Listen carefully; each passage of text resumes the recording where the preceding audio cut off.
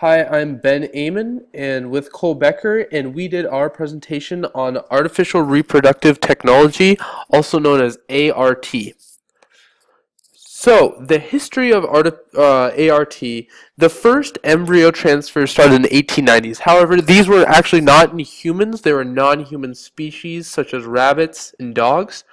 The first successful in vitro fertilization, which is the main type of ART, actually happened in 1959 in China with rabbits. The first IVF pregnancy in humans, though, occurred in Australia in 1973. However, although this baby was conceived and the woman became pregnant, she did not actually come to full term, and the baby died of an early miscarriage. The first successful IVF birth, though, actually occurred in England in 1978, and from then on, IVF became a viable way of becoming pregnant and conceiving a child. The technology of ART, there are six main types of it. IVF, which is the main one that almost all ART procedures consist of, GIFT, ZIFT, ICSI, donor egg slash embryo, and surrogacy. So IVF, I'll explain because it's the most important one. What happens is it's a procedure that goes through stages. And the first stage is the gametes or the sex cells are taken out of the woman and man. They are then the egg is then fertilized by the male sperm, and then the embryos are either then frozen or put back into the woman's uterus. And there, as many as 12 have been put into the female's uterus at one time. There is no actual limit on how many you can do. GIFT and ZIFT are actually very similar to IVF. However, this GIFT and ZIFT require surgery because instead of the gametes, or in the case of ZIFT, the zygote, instead of it being put into the uterus, because it is not actually a embryo yet, it's actually put into the fallopian tube, which requires an incision of opening the fallopian tube and inserting the gametes or the zygote. The other three are not as popular, but they are also used. So the aspiration of ART is to create a way for anyone who is infertile or barren as a viable, effective, and affordable way to have a child. So an example is someone who's used IVF actually basically to the max is Octomom. Octomom is a lady who goes by the name Nadia Suleiman. In early 2009, she actually gave birth to octuplets, which is 8 children at once, using in vitro fertilization or out-of-body fertilization.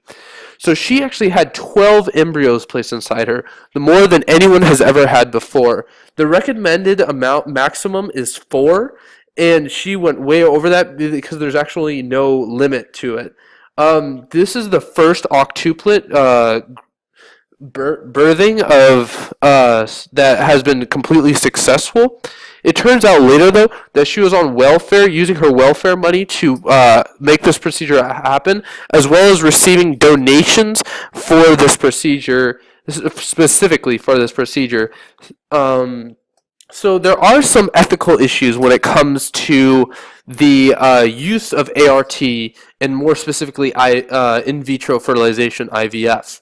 So the role of the mother and father is blurred. This comes back to the idea of surrogacy and donations of sperm and egg. So when one gives birth, you may actually birth the child, but that you're not its genetic mother or father, which means that the egg that was implanted inside you, or the sperm, is not actually yours.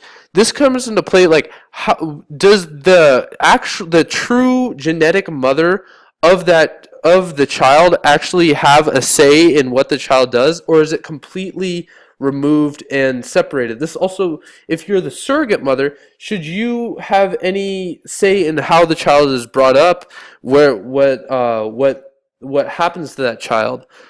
Also, because we live in a capitalist society, which is good, which has its good faults, but also its good aspects, this has become a business, and it sort of has become like a baby manufacturing empire. And it was just sort of weird to think about in the way that they're basically selling the production of babies on the market, which and the last thing, which is sort of strange but very key to think about, is some people believe that or come into question whether the children are actually human, since they were not conceived by normal sexual methods. Do they when are they actually human, and when they're born, do they still have the same rights as humans do? Because once they have that embryo, there often extras are frozen, and what happens to those extras? Are they property? Are they humans with rights? It's very controversial where what happens to them. However, also on the flip side of things, people believe that in order to become like a full member of the being adult and being a contributing member to the society, you should have the right to uh, become pregnant and conceive children. And they feel that this right should not be denied to people, even though it's a very controversial procedure.